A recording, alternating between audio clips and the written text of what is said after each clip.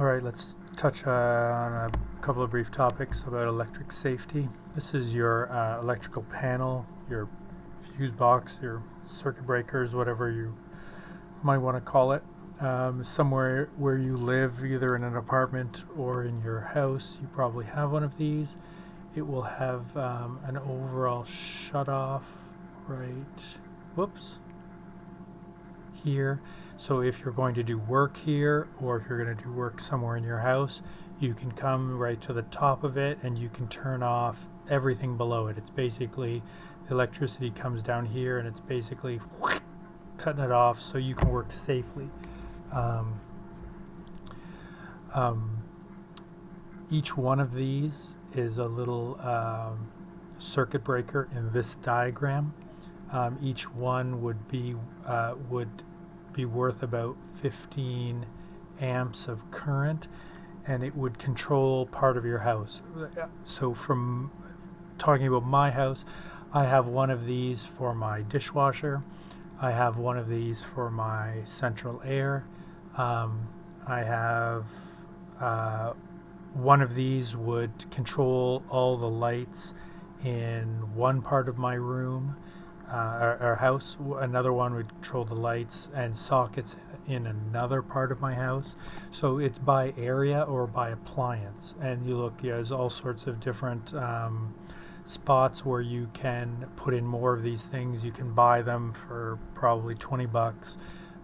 Turn it off, pop out this little piece of metal here, grab the wire there behind here. There's wires that run down behind these. Attach it to your breaker, screw it in, and then you're ready to go.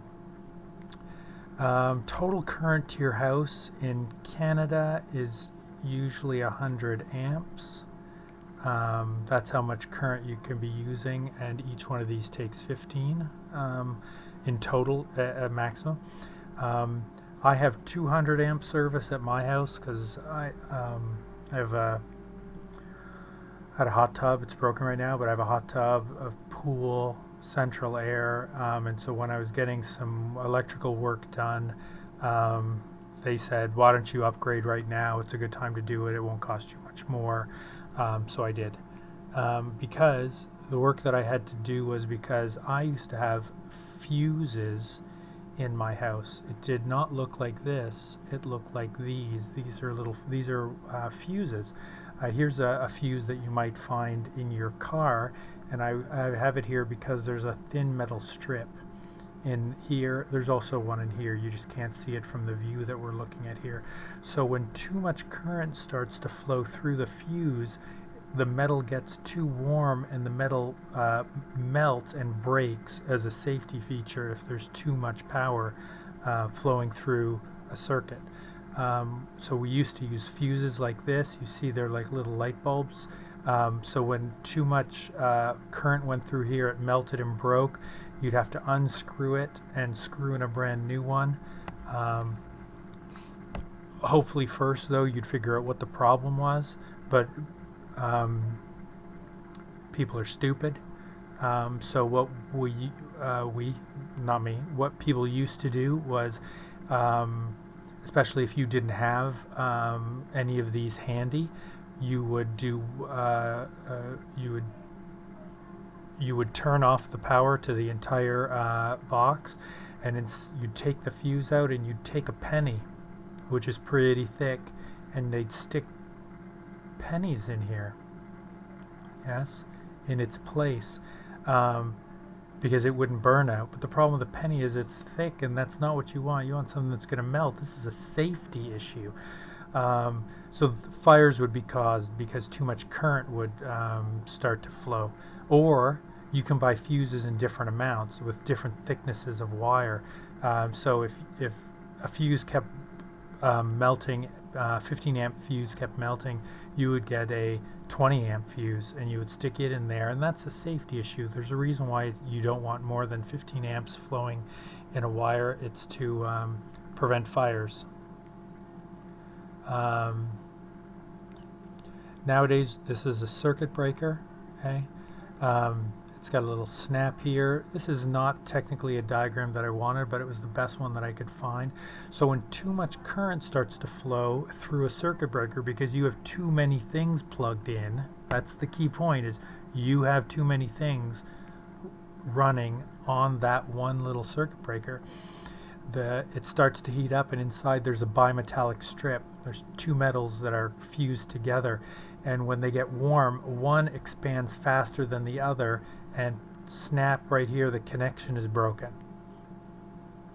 This thing snaps up, and things stop working in your house, and you're like, oh, tripped a circuit breaker. So you go to your electrical panel and you find the one that's not in the same position as all the others, and by the time you've gotten there, everything's cooled down, and then you can snap it back into place and make them come in contact. Now, if you haven't solved your problem, i.e. plugging too many things in, this is just going to happen again.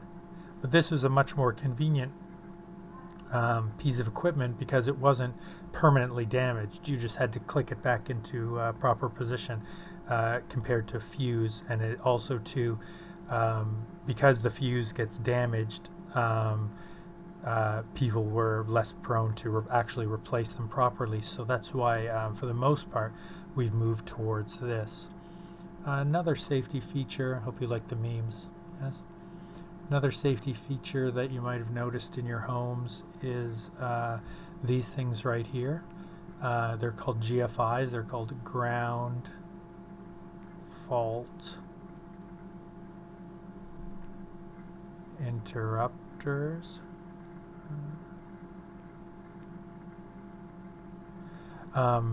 So there's an on and an off button here, and so what they do is that if you're okay, normally we find these near water. I think that the building code in Ontario says that if you have a plug within 6 feet of, or maybe it's 3 feet, it's close. If you have a plug within 3 feet of a water source like a tap, you need to install one of these things.